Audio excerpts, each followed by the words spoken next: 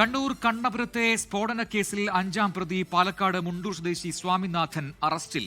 കേസിൽ 3 പ്രതികൾ നേരത്തെ അറസ്റ്റിലായിരുന്നു. 2025 ഓഗസ്റ്റ് 30-നുണ്ടായ സ്ഫോടനത്തിൽ ഒരാൾ കൊല്ലപ്പെട്ടിരുന്നു. സമീർ സി മുഹമ്മദ് കോഴിക്കോട് നിന്ന് ചേരുന്നു കൂടുതൽ വിവരങ്ങളുമായി.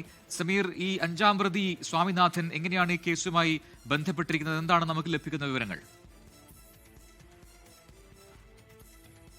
പ്രജിൻ, കഴിഞ്ഞ ഓഗസ്റ്റ് 30-ന് പുലർച്ചെ 1:50-നാണ് കണ്ണപുരം കീഴറയിലെ ഒരു വാടക വീട്ടിൽ സ്ഫോടനം ഉണ്ടായത്.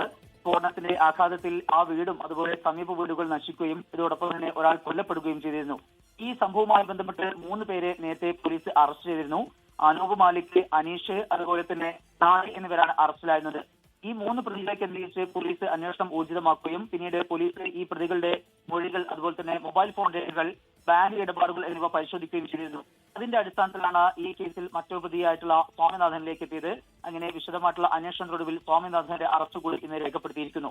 ഈ സംഭവവുമായി ബന്ധപ്പെട്ട് പ്രത്യേക അന്വേഷണ സംഘത്തെ റൂറൽ SP നിയോഗിച്ചിരുന്നു, സിറ്റി കമ്മീഷണർ നിയോഗിച്ചിരുന്നു. അതിന്റെ ഭാഗമായിക്കൊണ്ടുള്ള പ്രത്യേക സംഘമാണ് ഈ കേസുമായിട്ട് മുന്നോട്ട് പോകുന്നത്. കേസിൽ ഏതാനും പ്രതികൾ കൂടി അറസ്റ്റിലാകാനുണ്ട്. പ്രജി, ലോകത്തെവിടെയായാലും ഏത് സമയത്തും 24 വാർത്തകളും ഓഗ്മെന്റഡ് റിയാലിറ്റി പാക്കേജുകളും എക്സ്പ്ലെയിനറുകളും വിശദമായി കാണാൻ ഞങ്ങളുടെ YouTube ചാനൽ നിങ്ങൾക്ക് സബ്സ്ക്രൈബ് ചെയ്യാം.